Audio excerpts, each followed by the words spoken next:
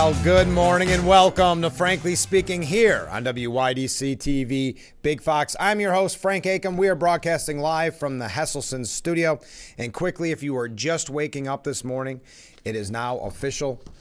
Now I know Fox News called it early last night. Well, not early this morning maybe, but did call it first. But there was some back and forth on the mainstream media. But it is now official.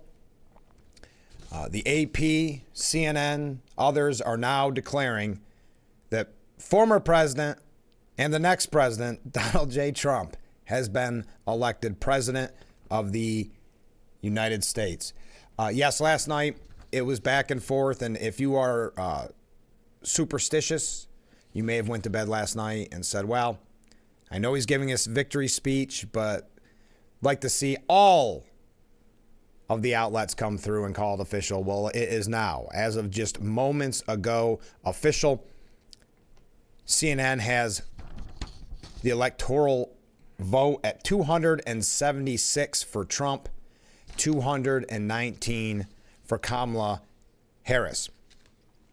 And I had to get that quickly out of the way because it literally just broke not that long ago. Again, many of you were resting assured that it was over, and I understand that. But there's also some that are superstitious and want to see it get to that 270 mark.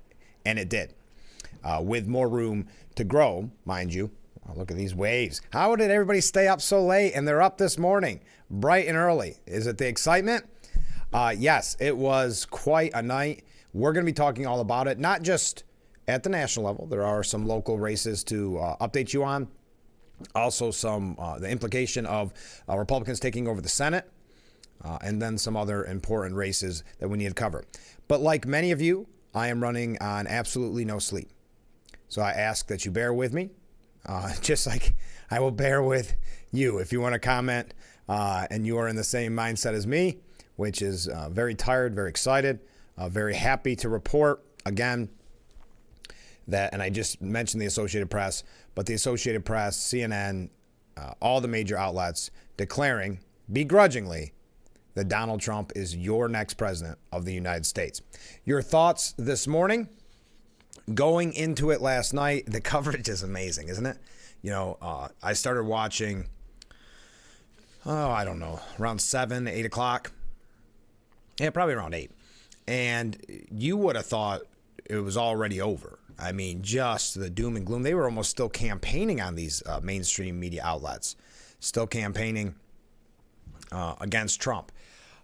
And then a few things twisted. And one of the big things, and I don't remember how much we got to talk about this, but I know I did to guests, but I can never remember if that's off the air or on the air. And I know with just various people that I talked to, what was so frustrating, and one of the reasons why we don't trust the polls here on the program, and we talked about numerous times, if you look at Iowa, remember when they said, oh my goodness, what was it, the day before election, 2 days before election, Harris is up by 25 points. I mean, if she's going to win Iowa, it is all over. This is just amazing. This is going to be a landslide. And that's a way to build momentum for her as people were headed to the polls, It was also a way to hurt Trump. You know, if you were someone that voted on Election Day and you were maybe not a strong voter, not someone that looks forward to voting, it's all over. It's a landslide. Those are the types of polls that are so misleading, so damaging. That's why people don't trust polls. And last night, technically early this morning is another example of why you don't trust the polls necessarily. I think that's when Iowa came in. A little before that, you started to see the wind change with the mainstream media, where it was, wow, this is going to be great. Look at the coverage. I remember they kept showing where Harris was supposed to speak that night, and look at the energy. Everyone I talked to here on the ground is saying that it's looking really great. I talked to some campaign people. It looks really great.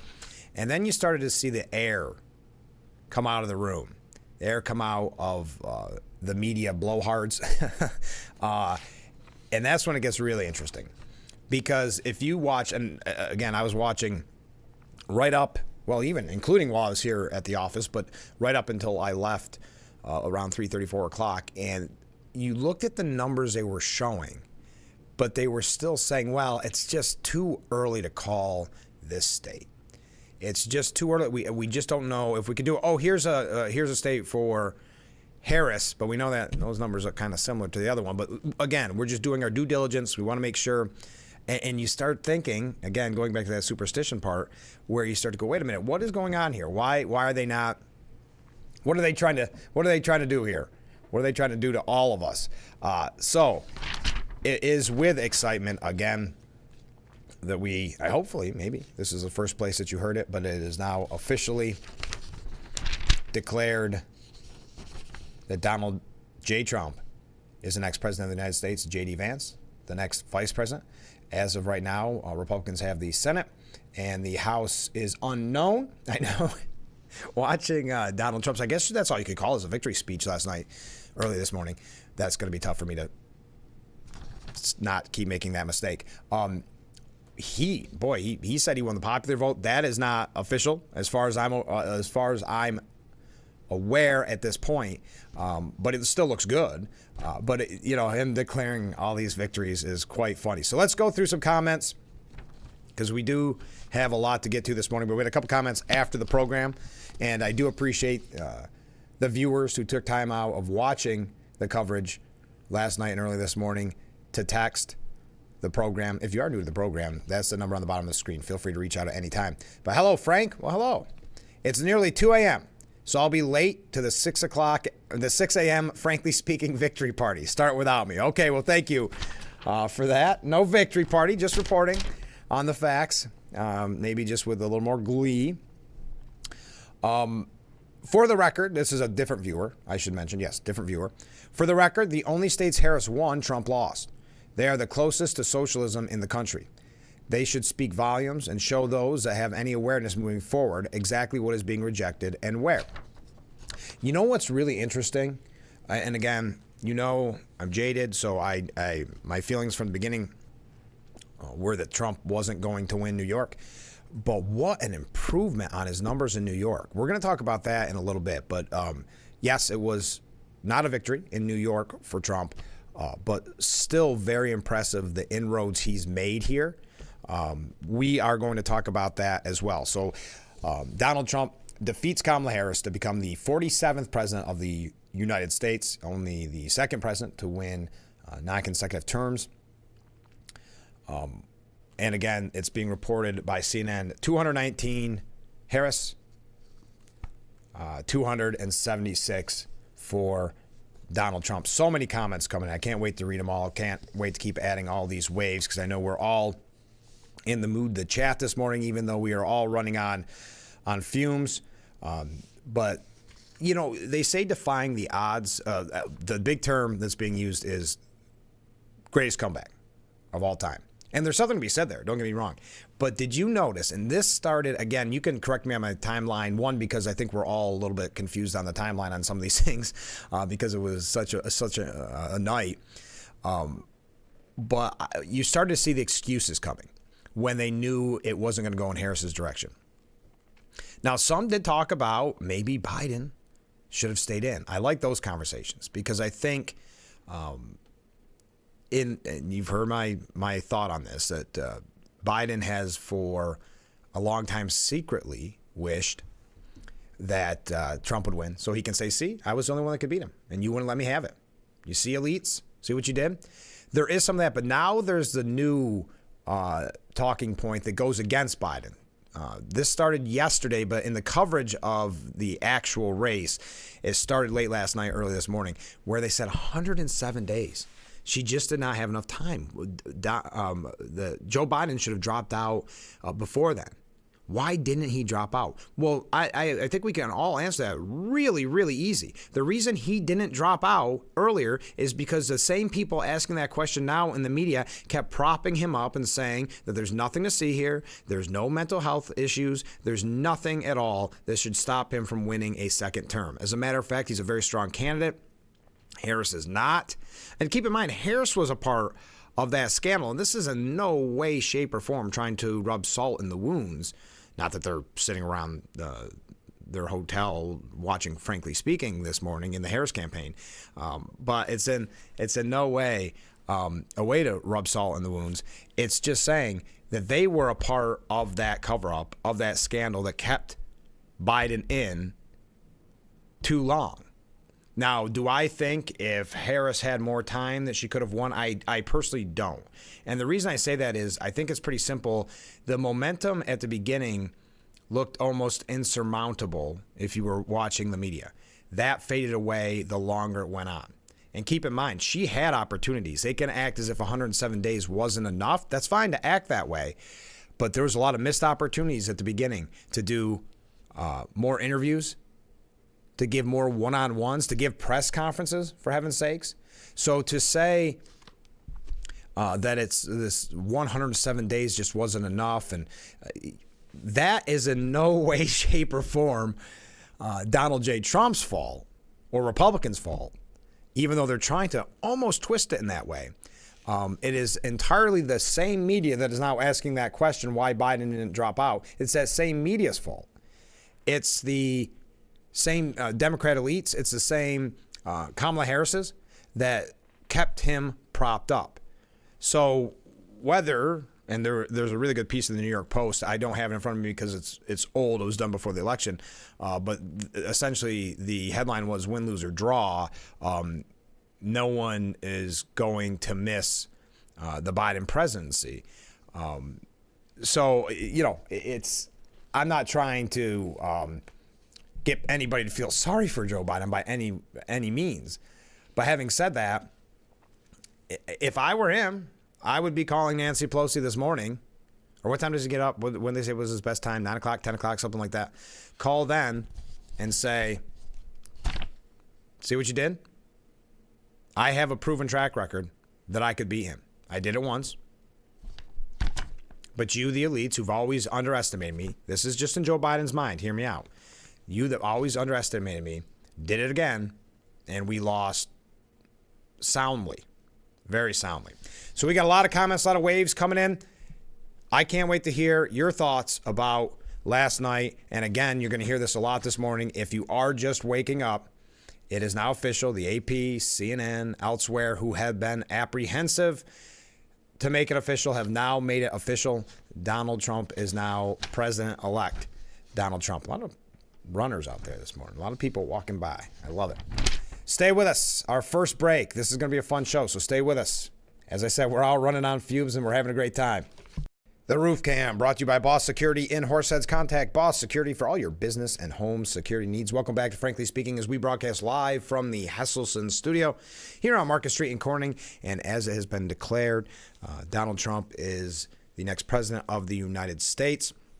A couple comments from viewers and a lot of comments about watching the coverage, and I appreciate that. Yes, it depended on which outlet you were on, but not even really that much. There was a few times where you could see the desperation, because every panel has Republicans and Democrats. It doesn't matter what channel you're on. Some are just better Republicans than others.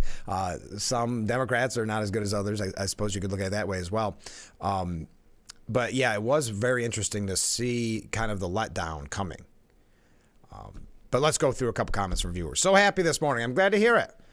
Thanks for joining us. A comment from a different viewer. To paraphrase a memorable speech, this was the moment when the rise of the crazy began to slow and our country began to heal. I like that. Another comment. As the night went on, you could hear in Jake Tapper's crackling voice his inability to hide his depression. During and after Trump's speech, Tapper said a couple times, we miss something? Was Trump a winner or did Harris concede? Trump was the winner. It is now being projected as of right now 276, so he crossed that 270 threshold. I know that Harris is going to give a speech later today. I did not, and I have not, if a viewer wants to correct me, I'd love to hear it. I have not heard an exact time. Isn't this all very reminiscent of 2016, by the way? It's almost deja vu, like we could all still be sleeping. Because you had, at the end, Trump giving rallies right up to the last minute. And then you had the star-studded rallies that Harris and Hillary had, that it was more about the celebrity than the candidate. And then you go into the night and, you see what happens. And just like Hillary not giving the speech the night of, don't you feel bad? Put aside politics. You've got to feel bad for the people that stood there all that time, wanting to get a great spot or just wanting to, quote unquote, witness history at Harris's victory party or whatever, watch party. They don't call them victory parties, but watch parties.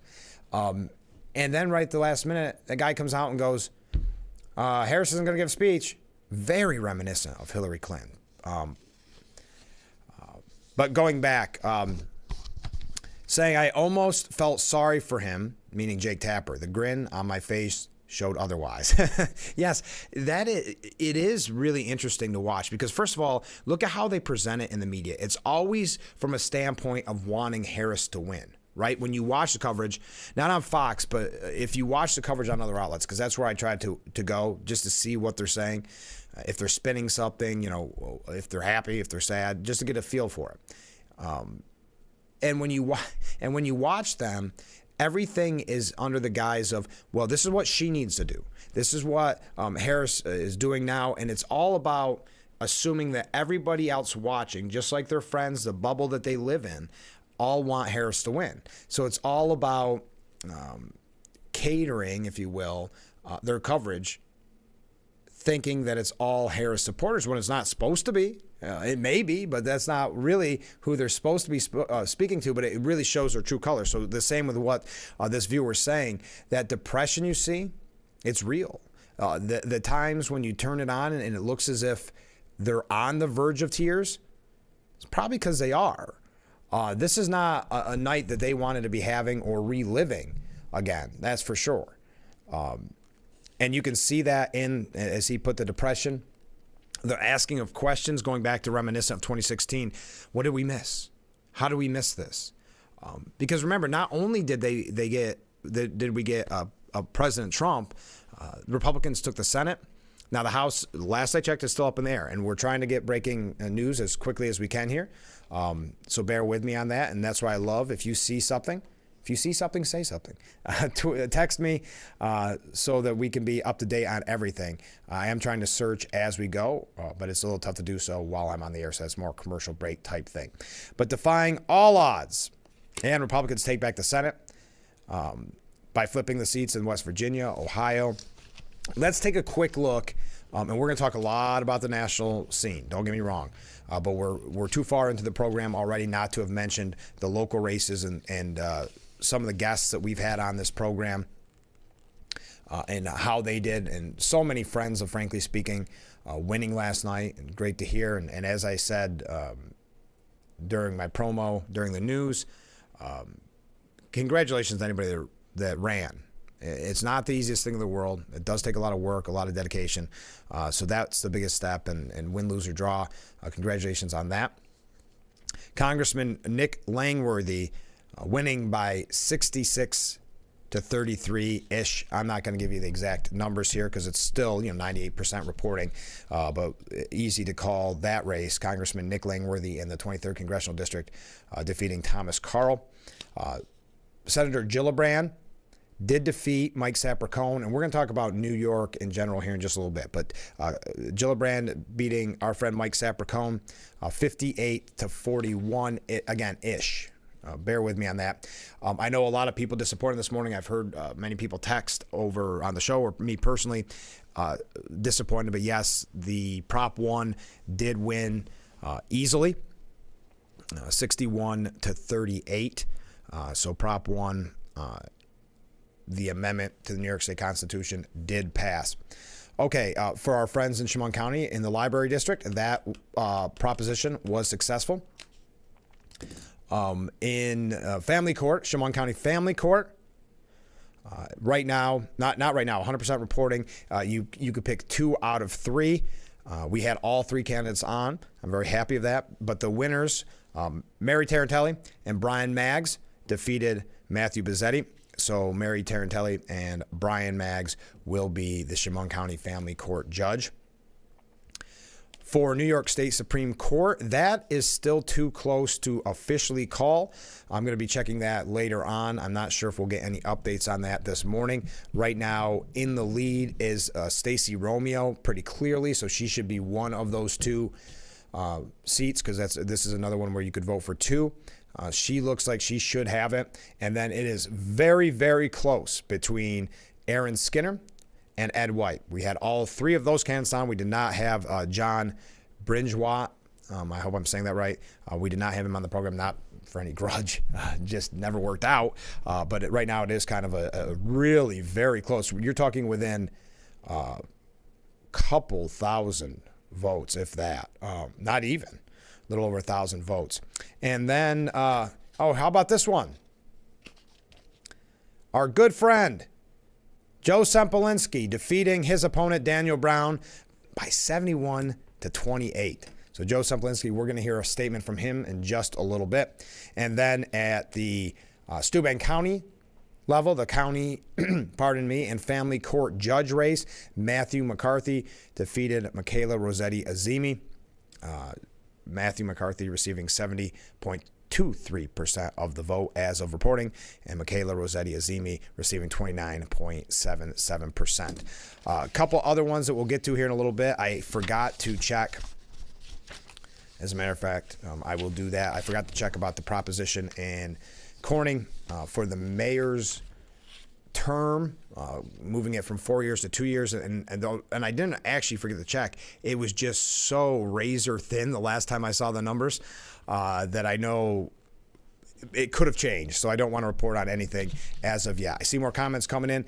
Before we go to this break, let's just because no, we're going to take a break and hear from both Congressman Nick Langworthy and new Assemblyman Joe Sempolinski. So stay with us. This is Frankly Speaking here on WYDC TV, Big Fox.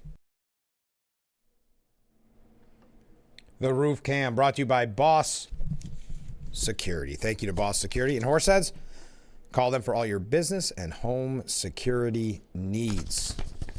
There we are, day after election morning, overlooking Corning as we broadcast live from the Hesselson studio with 100% reporting on the Corning City Prop 1 for the mayoral terms. It did not pass, no. And also to a viewer that asked a question about Prop 1, I think I answered that, but just to be on the safe side, if you missed me saying it before, Proposition 1 did pass pretty significantly here in New York. But there is some good news coming out of New York. It's not all bad news, okay? We're going to talk about it here in just a little bit. Here's a comment from a viewer. Good morning, Frank. Well, good morning.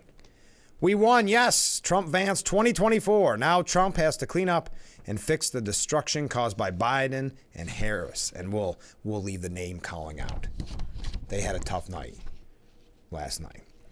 But I appreciate the comment. Good morning, Frank. Hey, another good morning. It's good to see that Trump won the popular vote convincing as well as the Electoral College. The media would have started out first thing trashing the Electoral College. It's a great day here on the planet. Wow. They were, before, when things started to look bad for Harris, it became a very long conversation about the Electoral College. Lawrence O'Donnell actually said that the Electoral College is the Founding Fathers' version of voter suppression. Chris Hayes saying that the Electoral College, quote, we should scrap it. That is no surprise. But Lawrence O'Donnell's, as he is so prone to hyperbole and just overreaction, saying, I'd like to issue an apology to all those states we have not mentioned. It is not our fault. It is the Founding Fathers. They decided on this thing called the Electoral College, which, interestingly, no other country in the world decided to copy. Because of that, in presidential terms, in effect, on nights like this, you have a right to think that it feels like no one cares about your vote. If you are in California, if you're in New York, and when you think about how enormous a force that can be in voter suppression, there may be nothing quite like it. Imagine if California voters ever got to think that their votes for president mattered. There are 7 million people in California who don't vote. They are registered. They don't vote today. Most of those, if they voted, would add millions to Kamala Harris. This Electoral College problem is one that bedevils us in the 21st century as it never has before. Anyway, okay, enough on that, on the Electoral College, but to that viewer's point, good point. Let's talk for just a moment because we mentioned the local races, and feel free. Any questions you have, I'll do my best to answer them with the result information that I have. I'm trying to keep everything updated and keep everything as fresh as possible. As we had mentioned numerous times already, if you are just waking up, it is Donald Trump has been declared the winner in the presidential race. To some of you, you may say, yeah, I know I heard that late last night, early this morning, before I went to bed. And I agree. But I wanted, call me too cautious.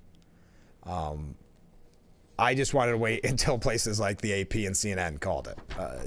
For whatever reason, that's how my brain works.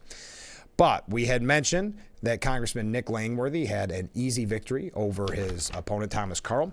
And Congressman Nick Langworthy had this to say: "Thank you, New York 23, for the incredible honor of sending me back to Congress to fight for your families and keep the American dream alive for our children and grandchildren. Tonight is a win for safer streets, secure borders, a strong economy, and the future of Western New York and the Southern Tier. Let's get back to work." Well, thank you, Congressman Nick Langworthy. And then we mentioned the former congressman, the congressman right before Nick Langworthy. He won Assembly. I know that's not your typical trajectory, but he did win his race for the 148th Assembly seat, 148th District State Assembly seat. And this is what the former congressman, had to say about his win for the Assembly. "I'm so honored to be selected by the people of Allegheny, Cattaraugus, and Steuben counties to represent them in Albany. I'm eager to get to work fighting for the people. I will always make sure that the voice of the Southern Tier is heard loud and clear at the state capitol. There's much work to be done to get the state of New York back on track. The common sense of the people of this region is sorely needed in state government. I also look forward to working with the people as they navigate dealing with the increasingly intrusive state bureaucracy." He also, and just because I didn't want to have the whole screen full of text, he also had very nice things to say to the voters and to the support he received from his family. "My wife and children have been my support and inspiration through this entire campaign. I love them so much." He also paid respect to his predecessor, Joe Giglio, saying, "Joe Giglio has proven you can do the job of assemblyman with diligence and honor if you stay focused on the people and not the politics. I hope to live up to his legacy. It was an honor of a lifetime to serve this region in the U.S. Congress. I am blessed to be given the trust of the people once again. I won't let you down." So that is now Assemblyman. I have to remember to call him that next time he's on the program. Now Assemblyman Joe Semplinsky. Okay. Now, Mark Molinaro in that race, that was very interesting. Now, he was more moderate. Mark Molinaro, you may remember, not necessarily in our district, touching in Ithaca. But this was a race that many were watching closely. A lot of money was spent on this race. He was defeated, was more moderate, then kind of came around to being more vocal on Trump in a good way. It was interesting how he kind of went a little back and forth on that. I like Mark Molinaro a lot. He ran for governor, and full disclosure, I interviewed him numerous times when he ran for governor. He lost, though, his reelection after, get this, a $35 million battle for that seat. The battle of New York's 19th congressional district, spanning parts of upstate New York, the Hudson Valley, and distant suburbs outside New York City and Albany, was among the most expensive in the country. Both sides and their allies spent more than $35 million on digital and TV ads, is what Politico reported back in September. So again, Mark Molinaro defeated. Representative Mike Lawler, which was another race people were watching closely, he claimed his victory over Democrat Mondaire Jones in that battle for New York's 17th House seat.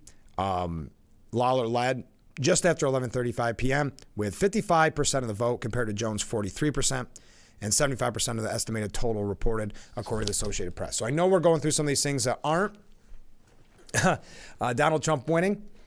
We can change that, but just a couple of quick things that I thought were worth mentioning. I don't know if you can say that Kathy Hochul did much in this race, but New York Democrats, they say, quote, redeemed themselves. That's how Politico put it, after their crushing losses of 2022. But I see some really positive numbers coming out of New York. And that just made me think. I skipped over a viewer comment here, and I apologize. I sometimes do that. Very sad to see Gillibrand is still a senator for New York. Yes, Mike Sapercohen was defeated.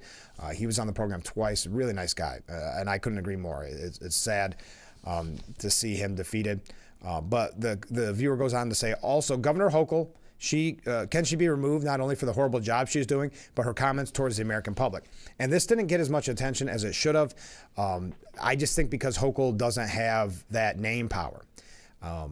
She does to us in New York. But Governor Hochul is not ready for prime time. She's not even a Governor Cuomo, for that matter. Look at the speech she gave at the DNC, cringy. Look at the job she did back in 2022. Now, they did do better this time around. But then you have Biden calling Trump voters garbage, which don't think at the end of the day, they're not going to bring that up a lot as they look for anybody and everybody to blame for Harris's loss. But he calls Trump supporters garbage. Little, obviously, media focused on it for a couple days.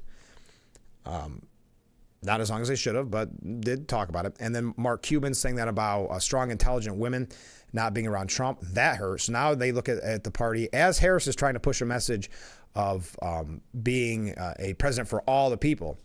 So you have those two things coming. And then Governor Hochul says if you vote Republican, you're anti-American and anti-woman. Now that should have been national news just to show where the party's mindset was. But the reason it wasn't, unfortunately, and I understand your frustration, viewer, but the reason there's not more attention paid is she just doesn't have that kind of political capital. She doesn't have that name recognition. She is not that would not do enough to make it worth reporting on, meaning that it didn't have enough impact. Yes, we know who Governor Hochul is. But there's a reason why she had the time slot she did at the DNC, okay? Next up, another comment from a different viewer. It was also plain to see Harris claim to be for the people, yet surrounded herself with celebrities. Great point.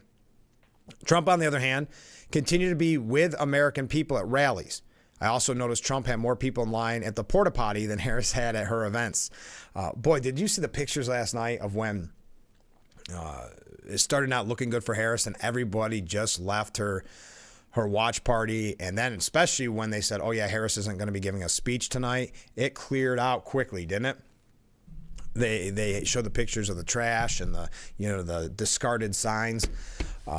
One other quick thing, and we're going to get back to Trump when we come back from this break. But Texas Senator Ted Cruz, this is another example. This reminds me of Iowa, where they said, oh, Iowa, Harris is winning Iowa by like 25%.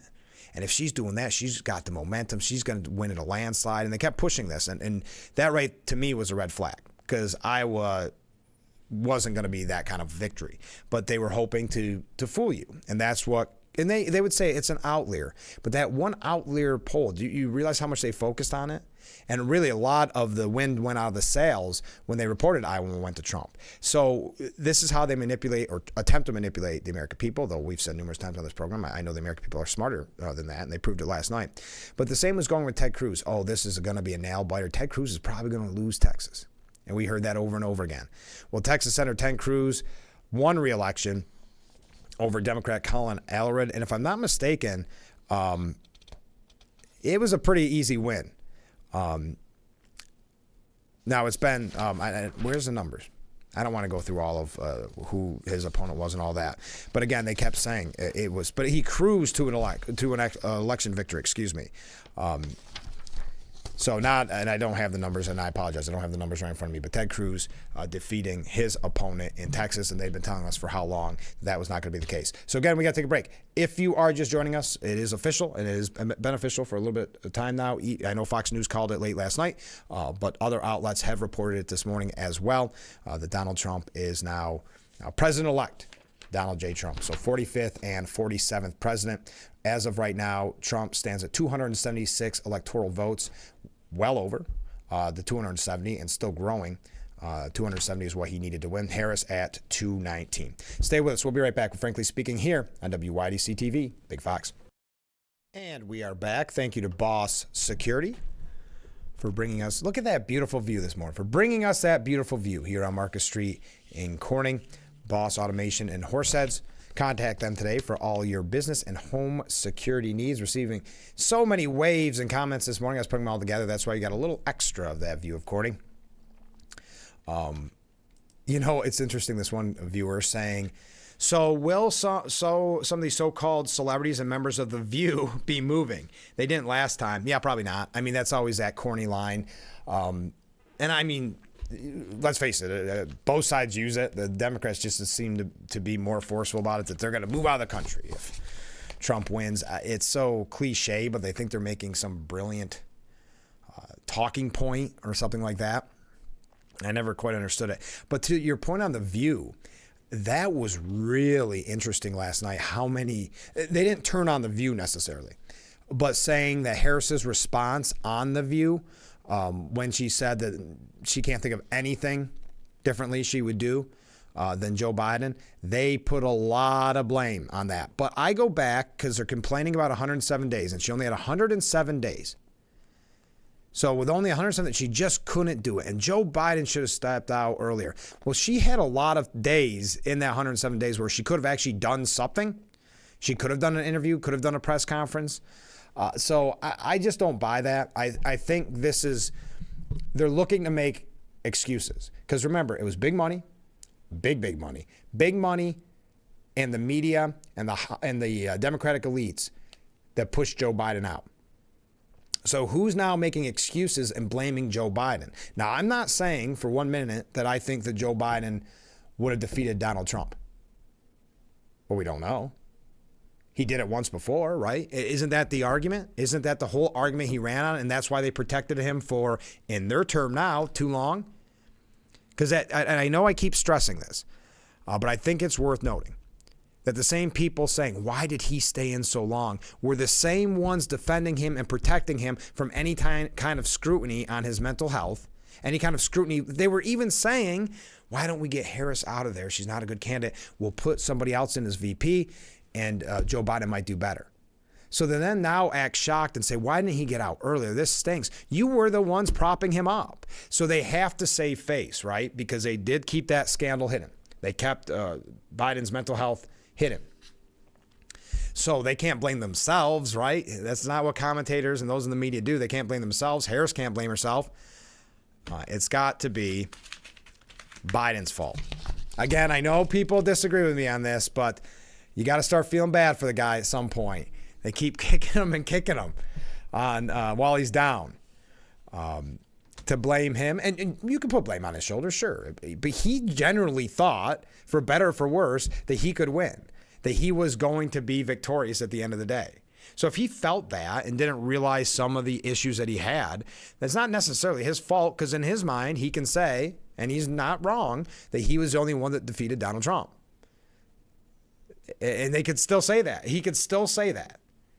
I don't know. I find that part to be so fascinating, but I'd love to hear your thoughts on it. I'd love to hear your thoughts on the news that it is now President-elect Donald J. Trump, that Donald Trump has been elected President of the United States. I would love to hear your thoughts on it.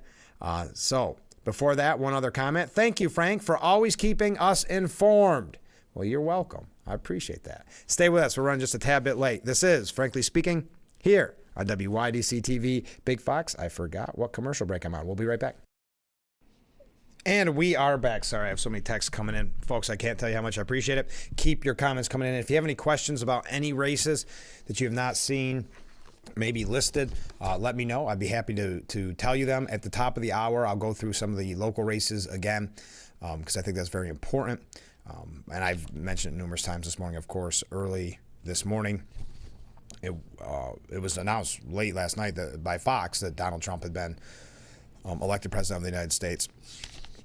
But it was more recently that the other outlets gave in a way, and announced it as well. A comment from a viewer. Morning, Frank. Good morning. I think that the Democrats were struggling to find a suitable replacement for Biden, and that Harris was a last recourse. Yeah, I think you're right. But let me do this. Just for a second, just have fun with it.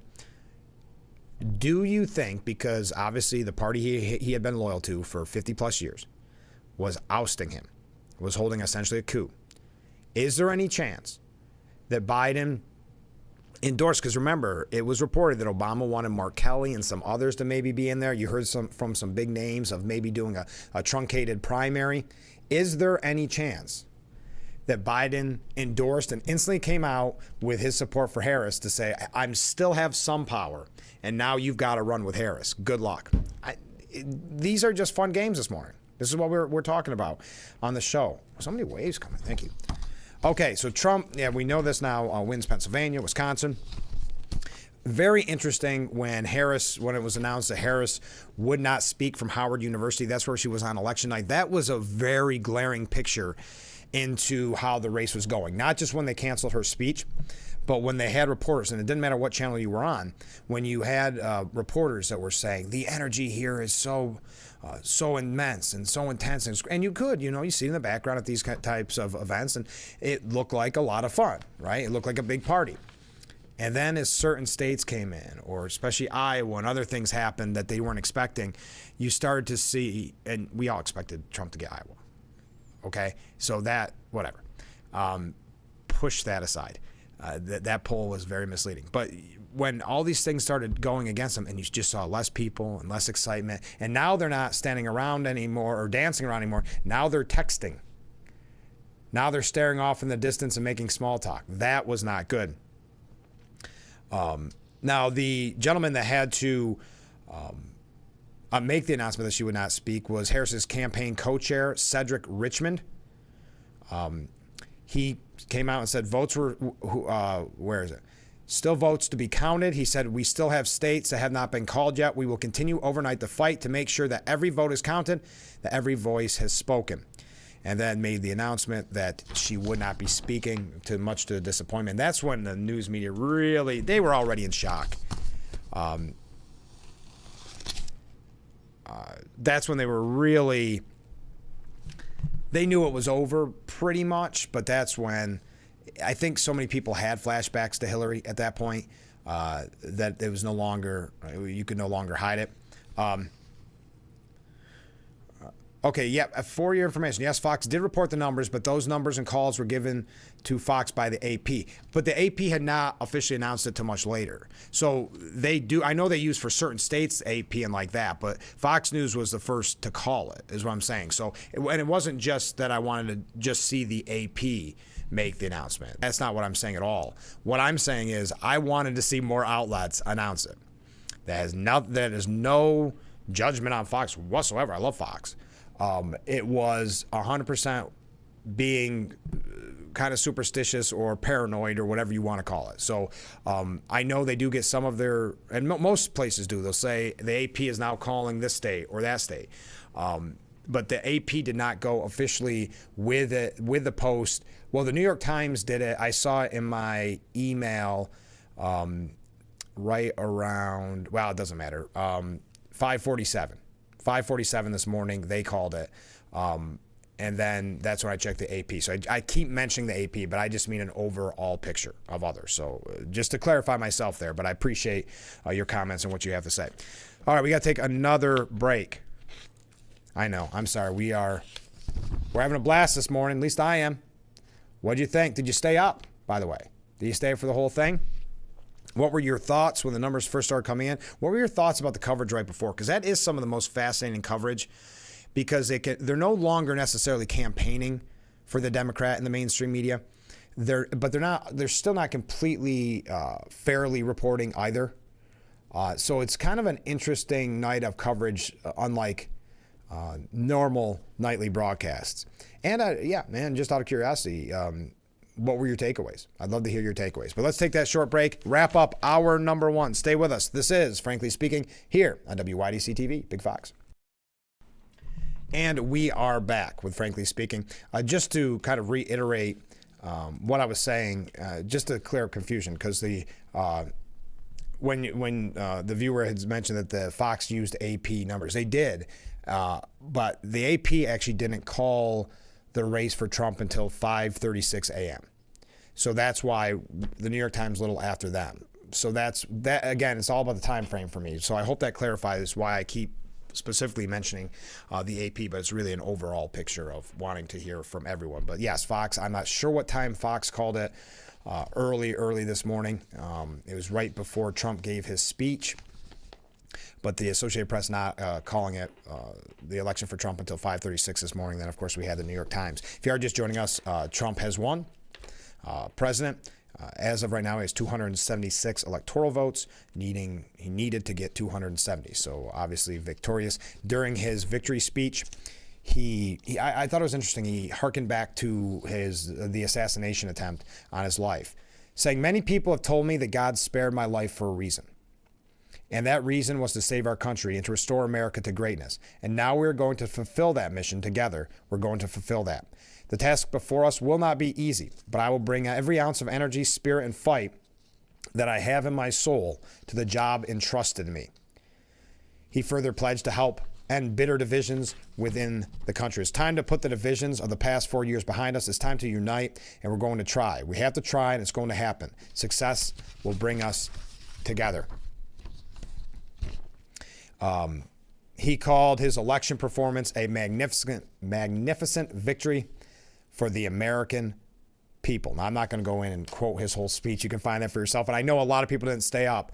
And I totally understand because many of us are running on fumes. Even if you did stay up at some point, I think around 1, 2, you probably would have thought, well, I'll go to bed and then, maybe we'll have some more answers, but probably not. And then everything came flooding in. All of it, like I said, a lot of it just feels like deja vu from 2016 in a way. But we've got to take a break and end hour number 1. That is unbelievable. But again, if you are just waking up, Trump has been elected president of the United States. Also, we will mention some local races at the top of the hour. Worth mentioning. They're all worth mentioning, but the ones we have time for, we'll get to all of those. And then we're going to talk a little bit about the media's coverage of this, continue to talk about that. That's been a major focus. But most importantly, I do want to know your thoughts this morning, how you're feeling. If you're a Harris supporter, how are you feeling? I just want to know what your night was like last night. Maybe just your overall reaction. Because to me, it's always fascinating to watch the media and their coverage of it. And really, you can see how much they are political operatives because of their emotions through the night. They are they're very similar to the people in the audience waiting for Harris to speak. The ebbs and flows of, and then the defense, oh, no. If we do this and we move this here and this goes happen here and it turns out this place, then she might have a chance. I mean, watching it this morning was, when I say this morning, 4 o'clock probably, no, 3:30, to watch them still defend why they haven't called a state, which would have tipped Trump over the edge, was remarkable. I mean, watching them twist themselves in the pretzel was really fascinating. But I do have to run for this hour. But guess what? We have a whole nother hour left together. So stay with us. This is Frankly Speaking here on WYDC TV, Big Fox. Hour number 2 of Frankly Speaking here on WYDC TV, Big Fox. I am your host, Frank Acom. Thank you so much for joining us this morning.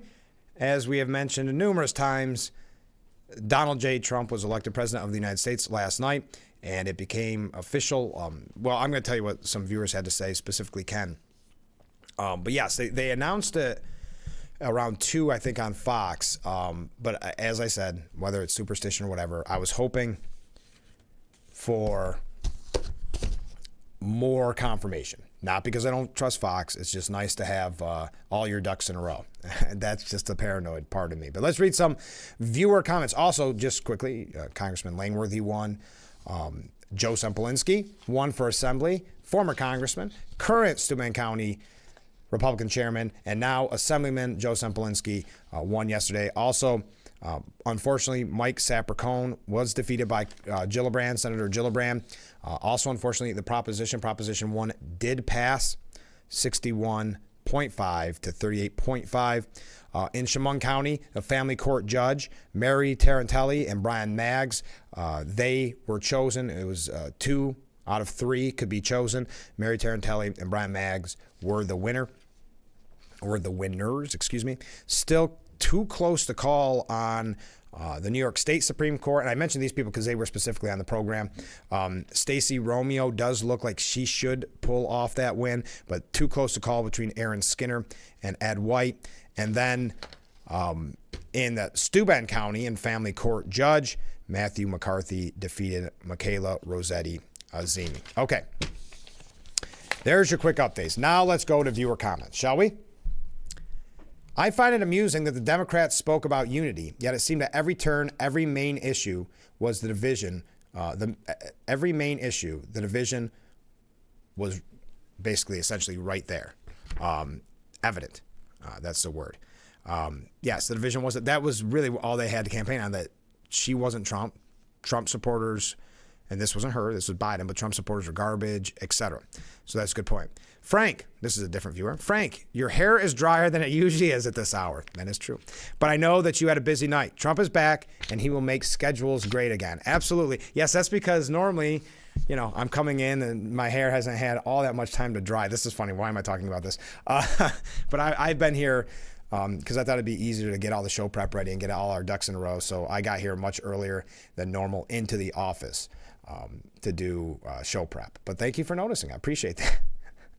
Enough on that. A different viewer. I stayed up watching Fox up to and including about a half an hour of Trump's acceptance speech, working on about an hour and a half sleep, but didn't want to miss your show. How nice is that? Thank you so much. I really appreciate that. Yeah, at one point, I just realized when I know what time my alarm goes off to be ready for the show, I knew that there was no sense. So I totally get it. If you could get an hour and a half in, God bless you. I just knew my time schedule wouldn't work.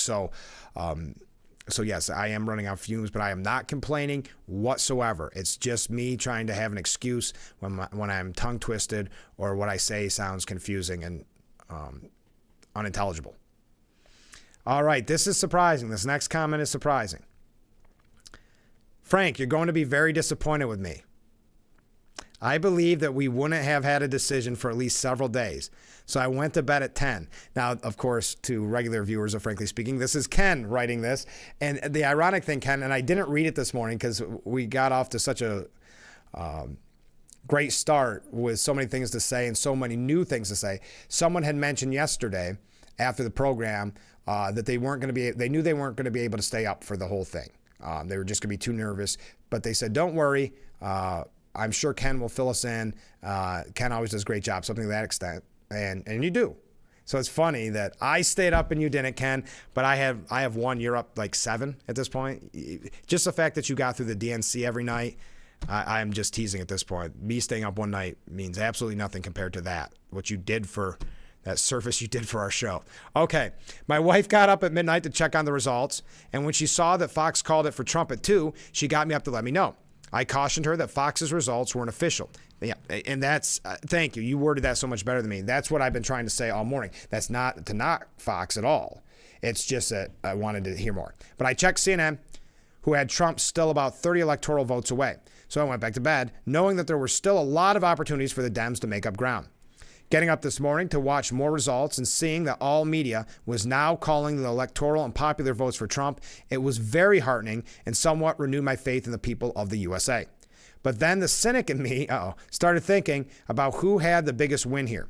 The Republican candidate was Donald Trump, with a proven record and clearly the most bombast, colorful, and most energizing candidate that has ever run for office on either side of the aisle. The Democrat candidate was Kamala Harris, the most dishonest, unqualified, and unlikable candidate that has ever run for office on either side. The spread should have been huge between the two. So far, it isn't real close, but it's not huge. With the presidency, the Senate, and the House, the Republicans shouldn't rest on their ability to win elections. Trump can't run again. They should work to fix the election system so it can't be rigged, and they should work to get ethics and honesty back into the legacy and social media outlets. Thank you, Ken.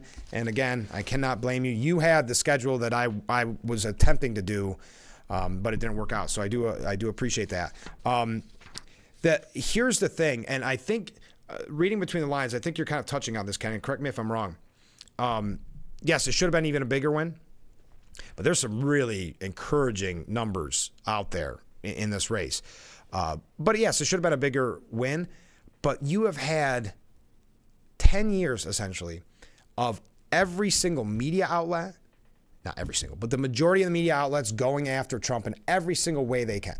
Social media going after him, attacking him, propping up his opponents, academia being against him, the list goes on and on. Hollywood, of course, pop culture. So it's an uphill battle with all those things against you. So yes, a landslide, all 50 states or something, maybe is how you felt it should be. But at the same time, that's a battle that he had ahead of him with that kind of opposition.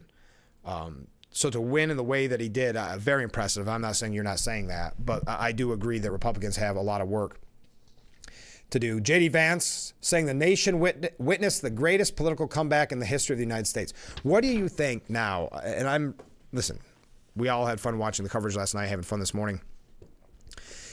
Isn't it great to see J.D. Vance give a speech and just to think those two working together, but also the future for J.D. Vance, just to think about that. Just to think, because even Trump saying last night, we essentially threw him to the lion's den and gave him all the media outlets no one wanted to do, and he loved it. He ate it up, and he did a great job.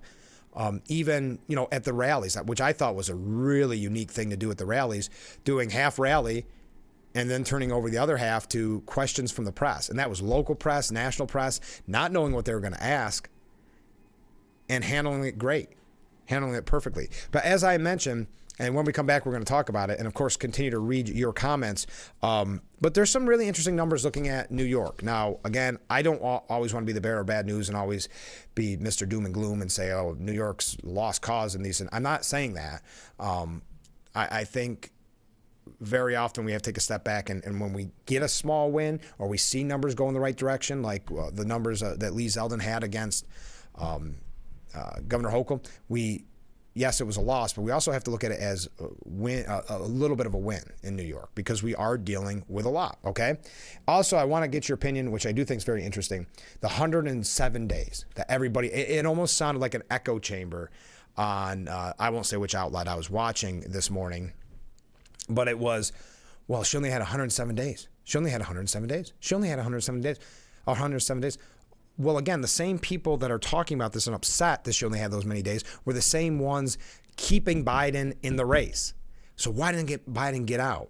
Because you guys were propping him up and talking about how he was fine, his mental health has never been better, he's a great leader.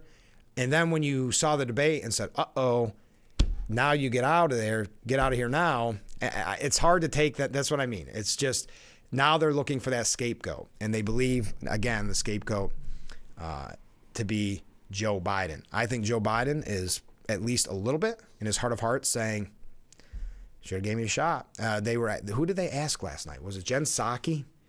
Someone asked Jen Psaki about that.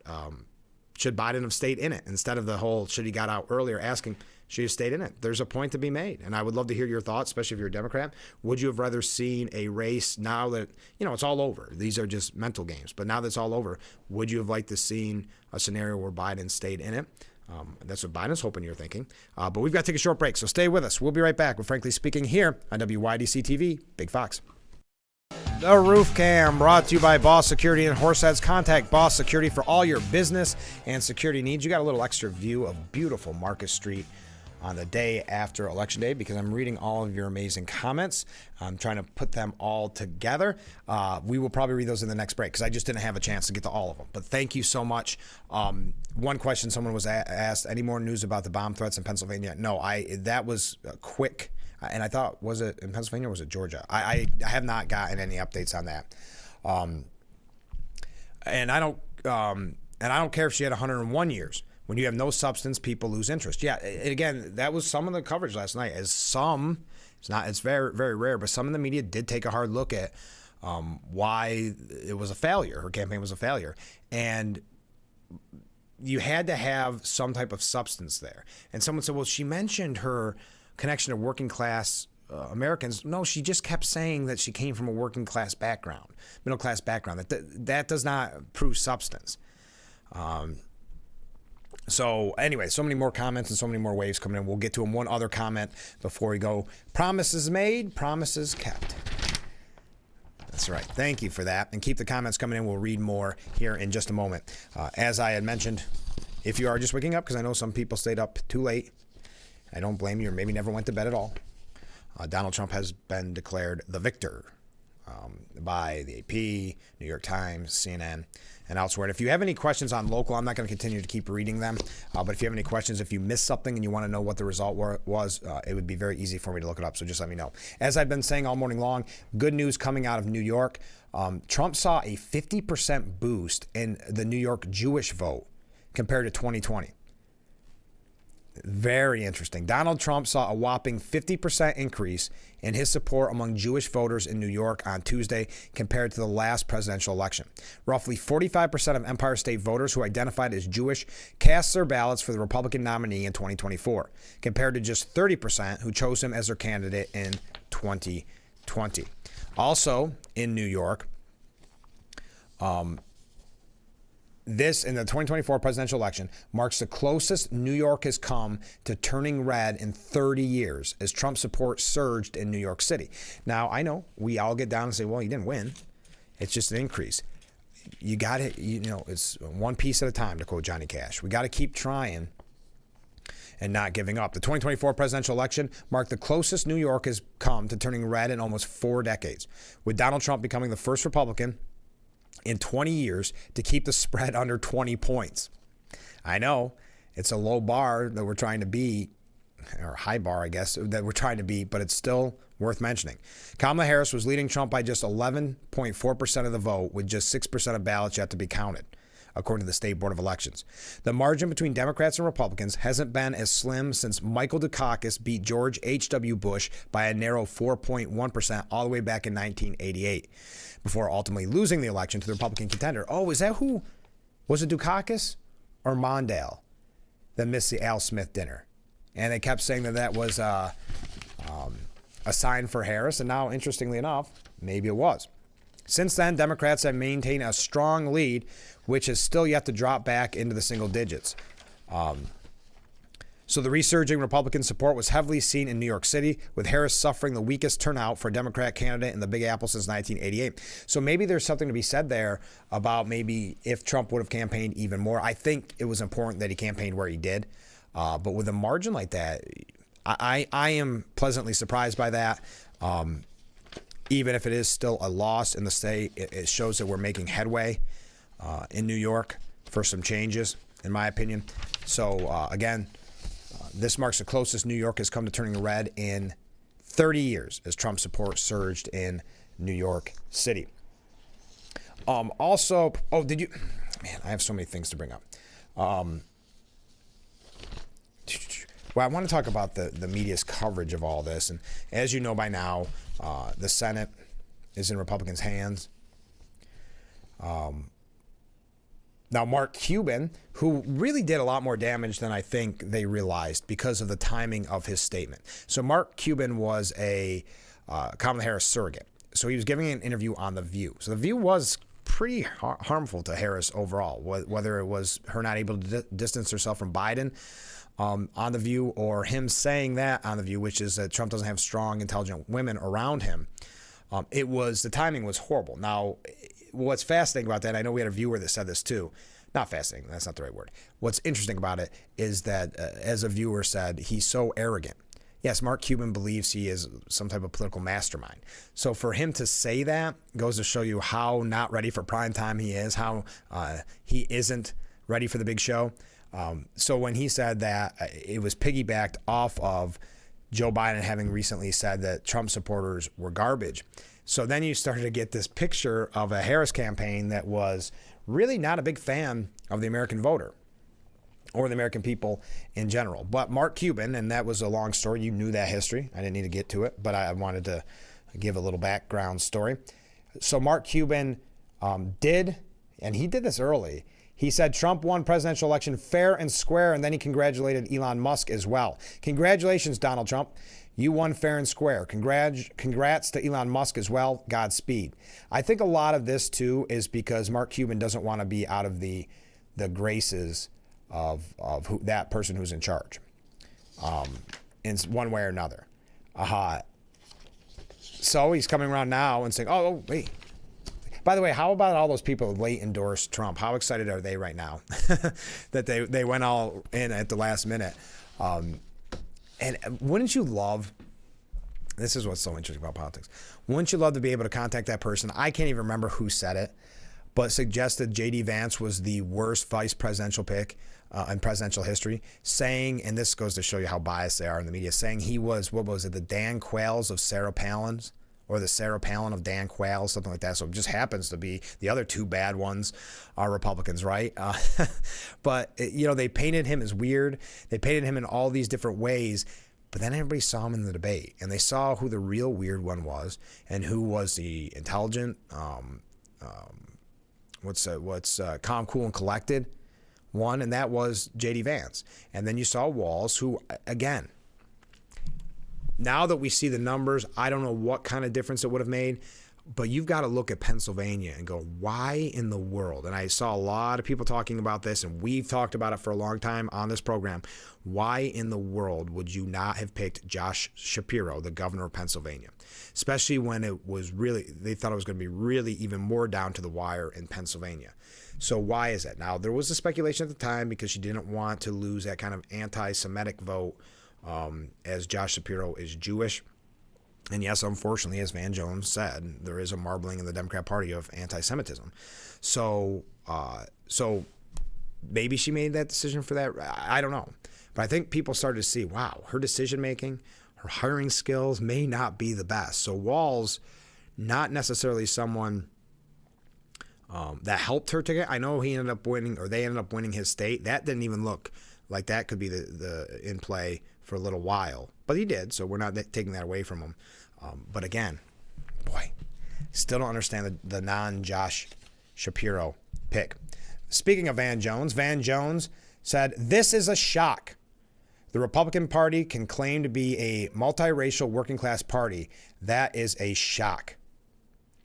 That's because of Trump's massive gains with Hispanic and black voters this election, particularly among males and in swing states compared to his 2020 totals. We got to take a break. Stay with us. We'll be right back with Frankly Speaking here on WYDC TV, Big Fox. When we come back, your comments. So stay with us.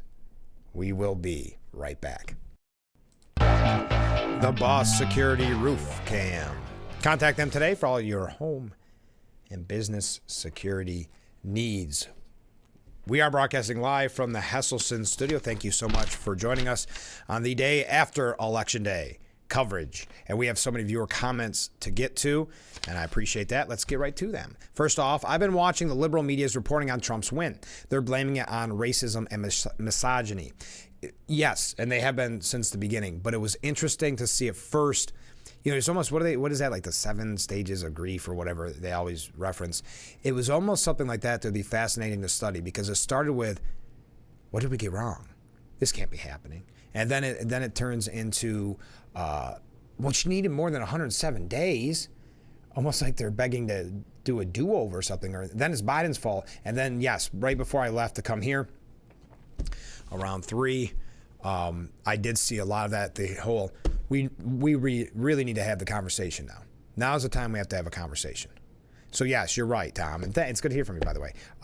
But you're right. I did see that, and that's something I've glanced over, so I appreciate it. Next up, different comment, obviously. Sergeant Dave here. Hey, Sergeant Dave. Good to hear from you. You and your show kept the news balanced, and it's a pleasure watching. Well, thank you. This made me laugh out loud. I want to start this over because I forgot. I've got so many on my list here to read. This made me laugh out loud when I first read it. Sergeant Dave here. Okay. You and your show kept the news balanced, and it's a pleasure watching. But I have to say, I can't wait to see The View today. That made me laugh. Let me ask you this, Sergeant Dave. Do you ever think there'd be a time in your life where you would say that? But I don't know if I can disagree. That is very funny. That made me laugh out loud. Okay, next up. Now we can finally breathe easily. We will get our country back. Thank you, viewer. Another viewer. Frank, with this great victory, do you think we will hear from Pelosi, Schiff, and Nadler and their cronies, or will they be regulated to irrelevant? Well, Schiff actually won last night, beating Steve Garvey.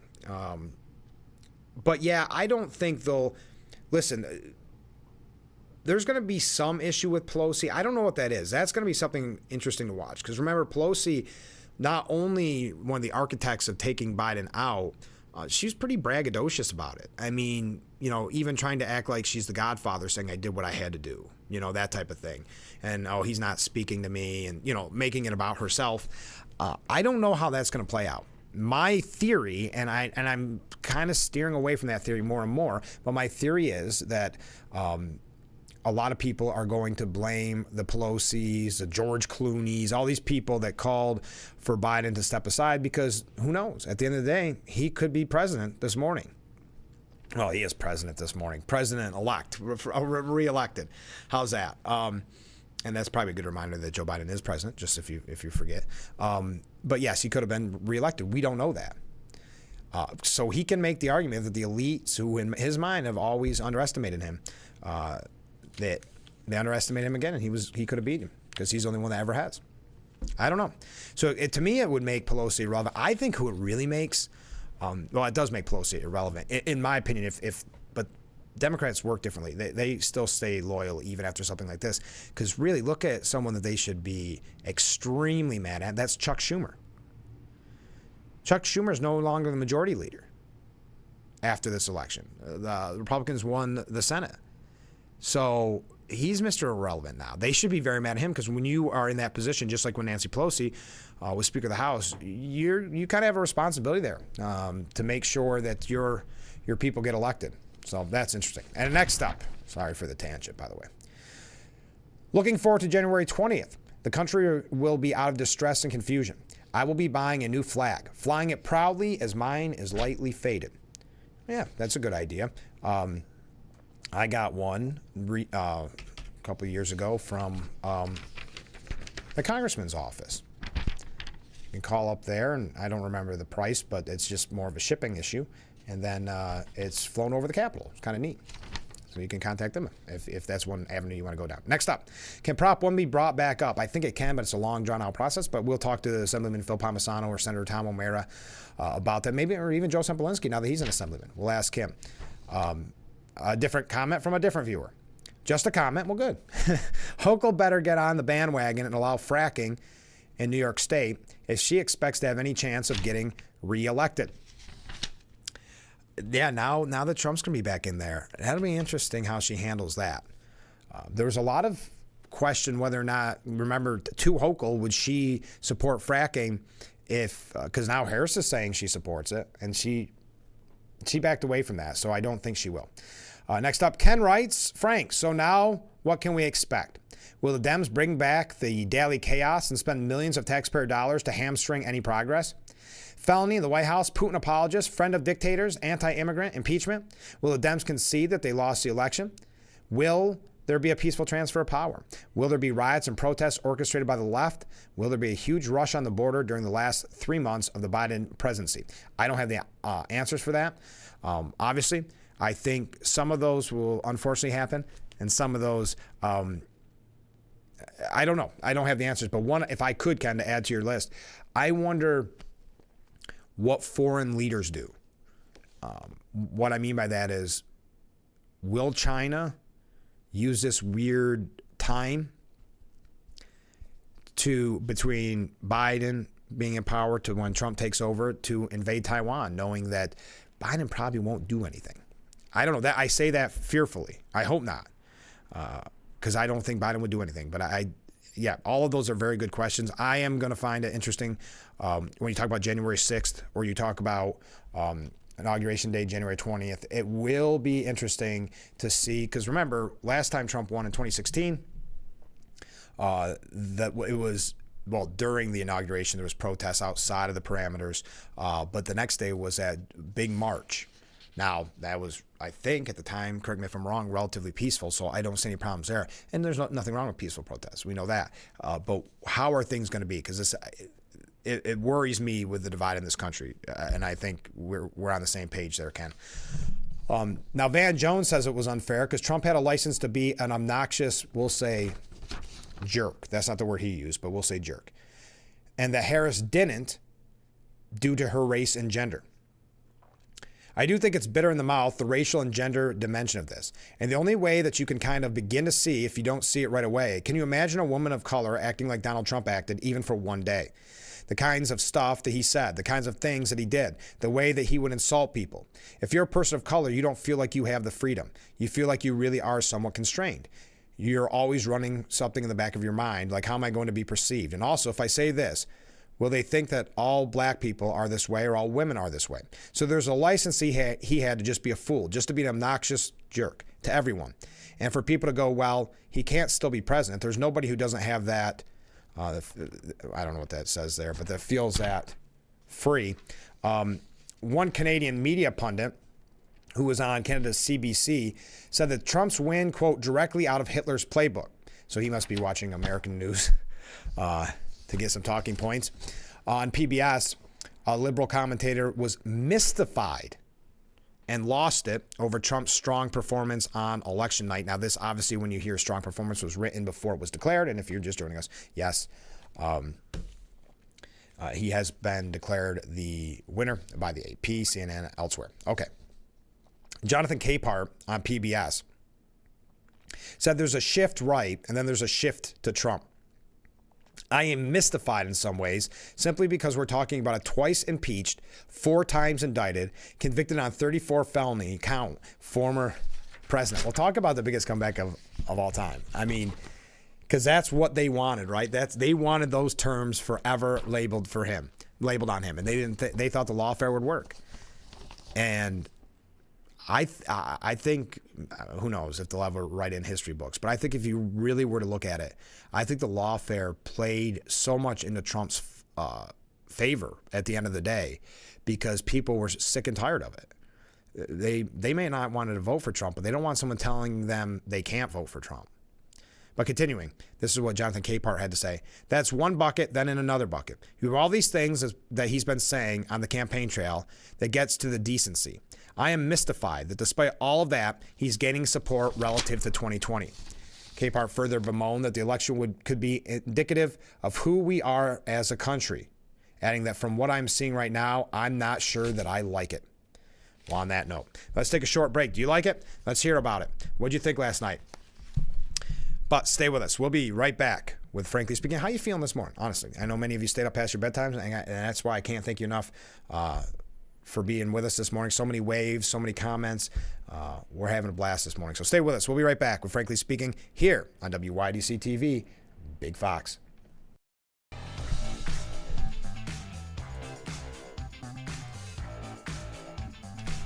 And we are back. There's our beautiful view of Market Street, brought to us by Boss Security.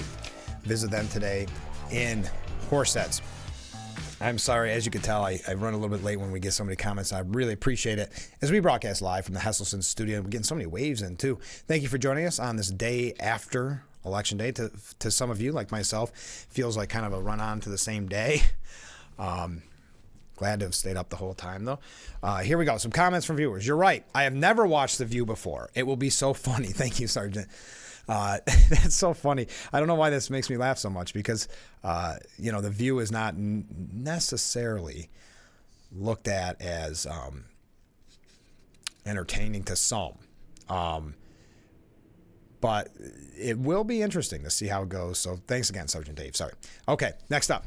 Regarding the Democrats' impeachment of Trump, during Fox's coverage of the election when Trump was given the nod, the dizzy Democrats started harping that Trump is going to employ lawfare against those do as I say, not as I do hypocrites.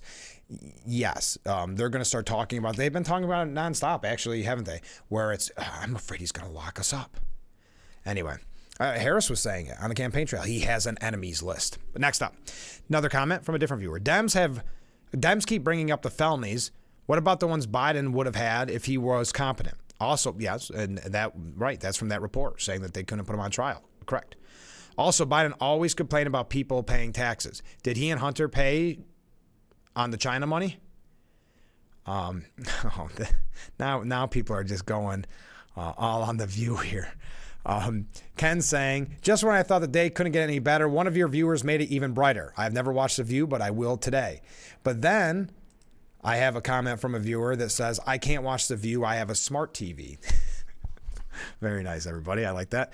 What happened to Proposition 1? Thank you. Yes, if anybody has any questions about the election, we covered them earlier a couple times, and I didn't want to get in repetitive mode.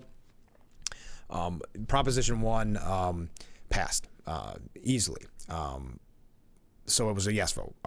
Unfortunately, But yes, it did indeed pass. If you have any questions about any other races, feel free to text me at that number on the bottom of the screen. But yes, Proposition 1 here in New York did pass. Now, Joy Reid said that Kamala Harris ran a flawless campaign. Okay. She then went on to repeatedly blame white women for the lackluster results, which is very interesting because that was really the big talk at the beginning. That's from the reported by the New York Post. Really, at the beginning, that was where the main focus was, wasn't it? And how do you feel when you're watching the coverage and they interview them? I understand man on the street. It's fine. But they sometimes act as if that one person they meant is indicative of everybody in that state. Or of that gender or whatever the demographic is they're looking for. It's akin to when someone goes, well, everybody I know voted for Harris. I don't see how she couldn't have won. Well, no offense, but you don't know that many people that it can look at the numbers we're talking about swing, how much it takes to swing a state. So I just find that the man on the street kind of idea, though interesting at times, overused, much like the exit polls. I hate the nonstop talk of exit polls. That just historically, how wrong have they been? Can we give up on them? Or do you still find them useful during the broadcast? Joy Reid also, since I mentioned her, raged against fascist-type government after Florida abortion amendment failed. It's pure Project 2025 in miniature in Florida. So it's pure Project 2025 in miniature in Florida, Reid said. That kind of extremist, right-wing, fascist-type government in Florida. Does that make it a more attractive place, or does it make it more like something of the other southern states that don't get investment? Okay. Just going through some quick coverage. Oh, okay. As I said, I keep saying this morning, very reminiscent of 2016, right? We'll talk about this. This happened in 2016. I think they were prepared in 2020 for it. Many universities did this, but specifically in Georgetown University. They have provided self-care suites for their coddled students who are stressed about Election Day. Maybe it was useful to them. It was more of a pre-Election Day thing. I'm sure they'll stay in business a few days after. Now, what did the self-care suites consist of? Well, you could sip on hot cocoa until the scary stuff blows over. Georgetown University's McCourt School of Public Policy, a crucible for our nation's next generation of elected officials and diplomats that runs a cool $61,200 per year to attend, has opened the woke, apolitical cocoons to cater to students for whom political discourse is simply too overwhelming. Quote, in recognition of these stressful times, all McCourt community members are welcome to gather in the third floor commons to take a much-needed break, joining us for mindfulness activities and snacks throughout the day. Inside the suites, which will be open, this was yesterday, and like I said, it wouldn't surprise me if they stayed open later. Students will be treated to goodies that could be put out at a place at a child's birthday party. There will be I'm being honest here, a Lego station, coloring books, and even milk and cookies and hot chocolate, all at a comfortable removal from anything resembling debate. Oh, good point on this. Thank you, viewer. And I had a note to mention this. Quote, this is from a viewer. I wonder if Liz Cheney has stuck her head in the sand. Yeah, isn't it interesting as the day unfolds, the people like that you think of? The focus on Liz Cheney. How many people did she bring to Harris at the end of the day? It was like we said, I never really understood her appeal. It's just like why I don't understand why Harris didn't go with Josh Shapiro. I don't understand why she hitched her wagon to Liz Cheney. But you'd like to see her first interview out of this, right? I would argue that she wasn't relevant before this, but I understand why the media made her relevant, if that makes sense. I understand why they pushed her to be quote unquote relevant. So I understand that because they thought it would hurt Trump and bring some Republicans over to Harris's side. But she can't be relevant any longer, right?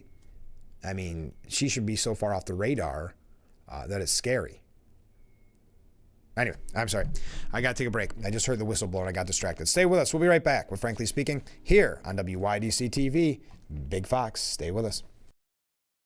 And we are back with Frankly Speaking, broadcasting live from the Hesselson studio, and our view there brought to you by Boss Security and Horseheads. Give them a call today. Okay, we are back. Comment from a viewer. Thank you for weeks of election info for the people. Thank you. You did a good job. Well, I appreciate that. We were glad to have So many candidates on. Some successful, some not. Joe Sempolinski, big fan favorite to the program. He did win his assembly race. So congratulations to our friend Joe Sempolinski. Also congratulations to Nick Langworthy, who's been on the show numerous times. Congressman Langworthy won his reelection. Now, Mike Sapper-Cohn was defeated. We had Mike Sapper-Cohn on, but Gillibrand beat him relatively easy.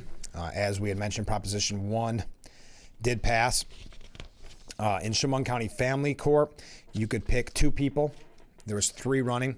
The 2 winners, Mary Tarantelli and Brian Maggs. Congratulations to them. Congratulations to everybody that ran, by the way. Also, one other one to just mention quickly, because the New York State Supreme Court is still up in the air. It's very close, very, very close. We had 3 out of the 4 candidates on the program for that. And then we mentioned Steuben County and Family Court Judge Matt McCarthy defeated Michaela Rossetti Azimi, 70 to 29%. So we appreciate all of those guests for being on the show this election season, and anybody that was on the show this election season. By now, I'm sure you've seen Ukraine's President Zelensky congratulated President-elect Donald Trump on his victory.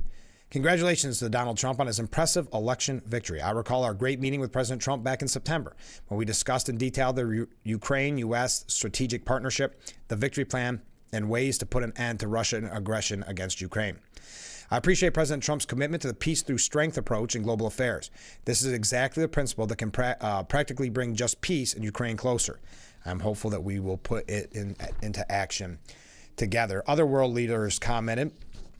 Benjamin Netanyahu tweeting out, "Congratulations on history's greatest comeback." And that is a term that's being used this morning by a lot of people. The comeback, right? Congratulations on history's greatest comeback. Your historic return to the White House offers a new beginning for America and a powerful recommitment to the great alliance between Israel and America. This is a huge victory and true friendship. Yours, Benjamin and Sarah Netanyahu. French President Emmanuel Macron, congratulated Trump, saying that he is ready to work together as we did for 4 years, with your convictions in mind, with respect and ambition for more peace and prosperity. So I know we're just about out of time. We've had so many comments. Keep them coming in, by the way. Thank you for that. But just so much that we still have to cover. Again, I think it goes without saying, because you're all very astute when it comes to politics, but it wasn't that long ago that it was officially announced that Trump was elected president of the United States. I know some of you already knew it. We were just waiting for the official numbers. And as of last check, it was 276 electoral votes to 219. Representative Elise Stefanik lauded, again, as you'll see a trend, the comeback story, saying, "We are witnessing the greatest comeback of all. This is truly an incredible night for America. This was the most consequential election in our nation's history, and we the people made our voices heard. Despite the desperate Democrats' illegal lawfare, the weaponization of the federal government, the mainstream media smears, the incessant attacks, and the assassination attempts, President Trump has shown extraordinary strength and determination to save our country." Yeah, he's not the only one, or she's not the only one. Elise Stefanik calling it the greatest political comeback in American history. Trump saying it, J.D. Vance saying it. This is a historical political realignment, said Ryan Williams, a Republican strategist.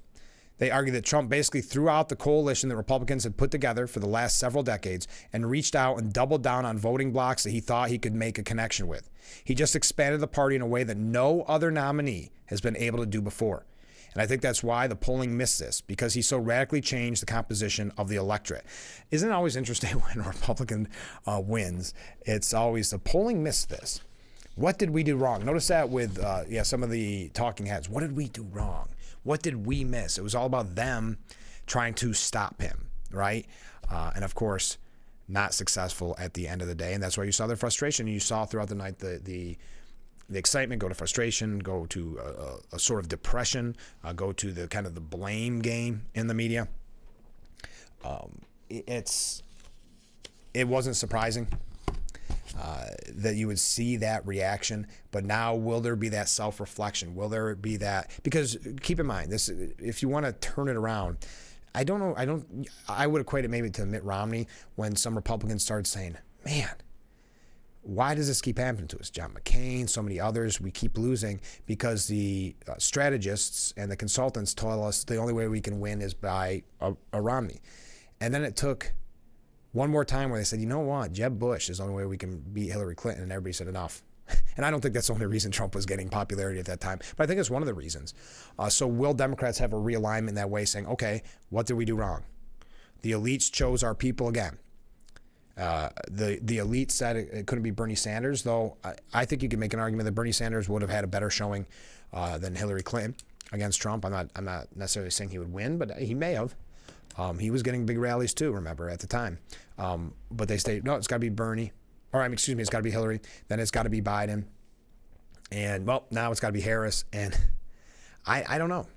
It's interesting to see how they'll handle this at the end of the day. But I got to take our last break, and then we're going to wrap things up.